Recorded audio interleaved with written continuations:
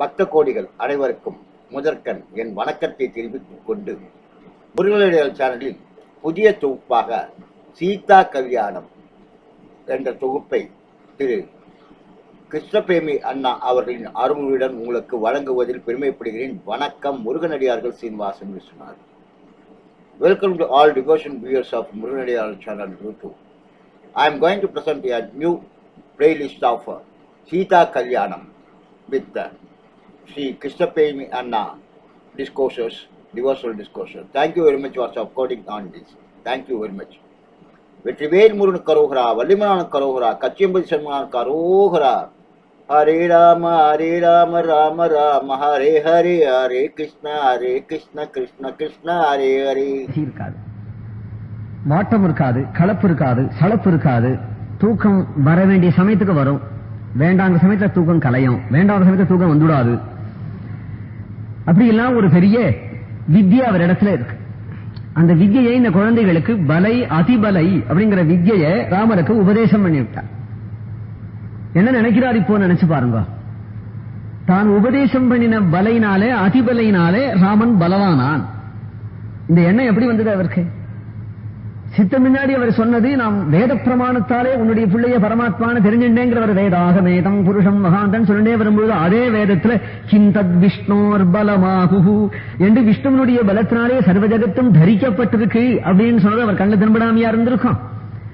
அப்பேற்பட்ட பலவானான பிள்ளைக்கு இவர் பலை அதிபலை தன் மந்திரத்தினால்தான் பலம் உண்டாக்கணும்னு இவருக்கு தோன்றதானால், இப்படி தோன்றதுக்கு காரணம் என்ன? இது ரிஷி சபாவம். இல்லாத போனால் ராமருடைய பிரேம சபாவம். ராமரிடத்துல உள்ள ஒரு பிரேம அவருக்கு ஏதாவது செய்து அவரை காப்பாற்றணும்னு வந்துடும். முதல்ல ஆரம்ப ரீதியில என்ன காப்பாத்துன்னு போகிறவன் அப்புறம் அவரை காப்பாற்றணும்னு நினைச்சு விடுவான்.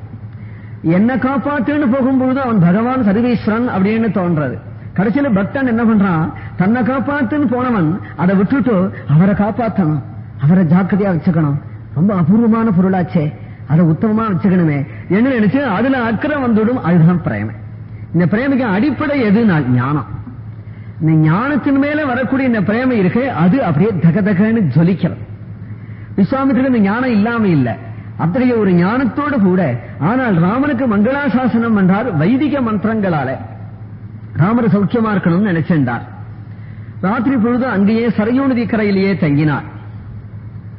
மகரிஷி மலமணனு தர்ப்பங்கள் புல்லெல்லாம் செத்தனார், புடுங்கிறார். ராமர் இது எதுக்கு புடுங்குறாருன்னு பார்த்தார். ஆத்துல ஒரு மாடு வச்சிருக்காரோ என்னவோ என்ன நினைச்சு கூட கூட ராமரும் லட்சுமணரும் புடுங்கினார்கள். ஒரு கட்டு கட்டினா அதை கொண்டு வந்து ஒரு இடத்துல ஒரு மரத்திடல் நல்லபடி பார்த்து நல்ல இடமா ஒரு இடத்துல இப்படி அலர்த்தினார். அதை இப்படி பரத்தி படுக்கையா பண்ணினார். உடனே லட்சுமண சாமி சொல்றார், மகரிஷி படுத்துக்க போறார், நம்ம 2 பேரும் பாத சேவை பண்ணுவோம், நமக்கு எப்பேற்பட்ட பாக்கியம் கிடைச்சது என்று சொல்லின்றிருக்கிறார். லட்சுமணர் கிட்டக்க படுக்கையை பரத்தி விட்டு விஸ்வாமித்திரப்படி திரும்பினார். ராமா லட்சுமணா வந்து தாச்சுக்கோப்பா, நீ படுத்துக்கோ அப்படின்னு மகரிஷி இவாளை கூப்பிடுறார். சங்கோச்சி ராமர் பிரம்மரிஷி எதிரிலே, அதுவும் நம்முடைய குரு எதிரிலே நாம் போய் முதல்ல படுத்துக்கிறதான்னு. ஆனால் விதேயன் சொன்னா அவ என்ன விதிக்கிறாளோ அதை செய்யணும், அதுக்கு மேல முரண்டு பண்ணக்கூடாது. அப்படி ஒரு அகம்பாவம் என்ன என்று நினைச்சு போய் படுத்துட்டார். படுத்துன்றதும் பக்கத்துல உட்கார்ந்து விட்டார் விஸ்வாமித்திரர். தசரத நிருபசூனு சத்தமாபியாம் திரிணசயனேனுசிதே சகோஷிதாபியாம் கோசிக சுதவச்சோணுலாலிதாபியாம் க்ஷணமிவ சாபிபவௌ விபாவரீச்சே. தசரத நிருபசூனு சத்தமாபியாம். வால்மீகி நம்மளை கேட்கிறார், திரிணசயனே அனுசிதே சகோஷிதாபியாம்.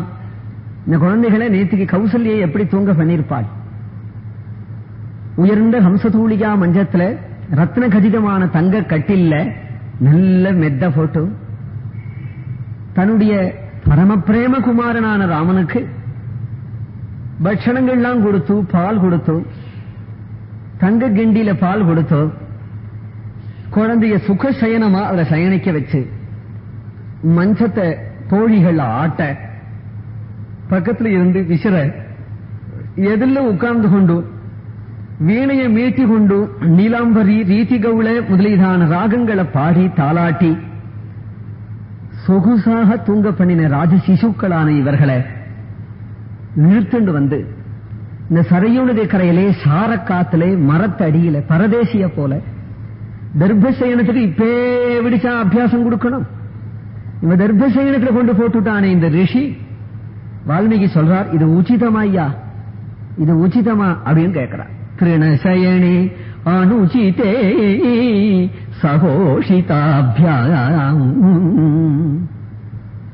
ஆனால் விஸ்வாமித்திரர் எப்படி இருந்தார்? குசிக சுதவச்சோணுலாளிதாபியாம். ஒரு நாள் கௌசல்ய கூட ராமன் தூங்குற வரையிலும் தான் ஊஞ்சல ஆட்டேன்றிருப்பாள். குழந்தை நன்னா தூங்கி போயிட்டா அவளும் பக்கத்துல படுத்து நடுவாள். விஸ்வாமித்திரனோ ராமர் அப்படியே கண்களை மலர்ந்து லட்சுமணன் பக்கத்துல படுத்துட்டு இருக்க, யோக நித்ரையில இருக்க, இத பார்த்து விட்டு அந்த விஸ்வாமித்திரர் சரி குழந்தைகள் தூங்கி போயிட்டா நாம் போய் படுத்துப்போம் அப்படின்னு தூங்கவும் இல்லையா. அந்த போய் சரி நாம் தியானத்துல இருப்போம் என்று கண்ணை மூடிண்டு தியானத்துல யோகத்துக்கு போகவும் இல்லையா. அப்படின்னா அசடுனா ஏன்னா யார தியானம் பண்ண போறார்? அதனாலே அவர் அந்தண்ட போகல. கண்ணை மூடி யார தியானம் பண்ண போறவோ அவன் தான் இங்க பக்கத்துல படுத்துட்டு இருக்கிறது. இப்ப அவனை விட்டு அந்தண்ட எங்க போகணும்? பக்கத்துல நின்று கொண்டு அவனுடைய அழகையே ராத்திரி பூரா பார்க்கிறார். குசிக சுதவச்சோணுலாளிதாபியாம். அணுலாளிதாபியாம் அப்படின்னார். லாலனம் சித்த நேரம் பண்ணிட்டு போயிடல. ஊஞ்சலுக்கு பாட்டு லாலின்னு வரும். ஊஞ்சல் பாட்டு கேட்டுக்கோ, கடைசியில லாலின்னு வரும். லாலிங்கிறது இந்த லாலனம்ங்கிற பதத்திலேன்னு வந்த சொல்லுதான். குசிக சுதவச்சோணுலாளிதாபியாம். ராத்திரி பூரா இந்த குழந்தைகளுக்கு மாத்தி மாத்தி கதை சொல்லிக் கொண்டும் இந்த குழந்தைகளுடைய முதுக தட்டி தூங்க பண்ணிக்கொண்டும் லாலன பண்ணிக்கொண்டே வெடிய வெடிய உட்கார்ந்துருந்தாராம். குசிக சுதவச்சோணுலாளிதாபியாம். ராத்திரி பொழுது எப்படி போச்சுன்னார்? க்ஷண விவசா விபவௌ விவாவரீச்ச. ஒரு க்ஷணம் போல போயிடுச்சுன்னார். சுகமிவசா விபவௌ விபாவரீச்சேன்னு ஒரு பாடமும் உண்டு. இங்க சுகமா போயிடுச்சு. சுகமா போனாதானே க்ஷணம் போல போகும், இல்லாத போனா க்ஷணமா போகாது. சுகமகா க்ஷணமகா யாருக்கு போச்சு அப்படின்னா அதுக்குள்ள வெடிஞ்சு விட்டா பிராம முகூர்த்தம் ஆகிடுதா அப்படின்னு விஸ்வாமித்திரருக்கு தோன்றதாம். இந்த குழந்தைகளை பார்த்தா இந்த குழந்தைகளுக்கும் விஸ்வாமித்திரருடைய லாலனையில ஒரு க்ஷணம் போல ராத்திரி போயிடுச்சுன்னார். ஆனால் இந்த க்ஷணம்ங்கிற கிரியா விசேஷனம் விபாவரிக்கு. விபாவரிக்கு எப்படி இருந்ததுனால் அவளுக்கு ஒரு க்ஷணம் போல போயிடுச்சு. விபாவரி என்ன பண்ணினால் விபவவு விபாவரீச்ச. விபாவரின்னு அவளுக்கு பெயர். பிரபையினால தடுக்கப்படுறதுனாலேயே விபாவரின்னு அவளுக்கு பெயர். அவளுக்கு சுகமா இருந்ததுன்னா 4 ஜாமம் போக வேண்டியிருக்க ஒரு க்ஷணம் போல போயிட்டாலாமா. அவளுக்கு 8 ஜாமம் இருக்கக்கூடாதுன்னா அவள் இஷ்டப்படி இருக்க முடியாது. அவெல்லாம் வாட்சி கட்டினபடி நடக்க வேண்டியவா. இன்னொரு ஒரு க்ஷணம் இருக்க முடியாது. ஆச்சு சூரியோதயம் ஆயிடும், போய்தானே ஆகணும். அவளுக்கு ராத்திரி பூரா சுகமா இருந்ததா ராத்திரி தேவிக்கு. எதனால என்ன ஒரு நாள் இந்த குழந்தைகள் தூங்குற அழக அரண்மனையில போய் பார்க்கலாம் அப்படின்னு நினைச்சா 4 புறங்களையும் கற்பூர தீபம் ஏற்றி வச்சு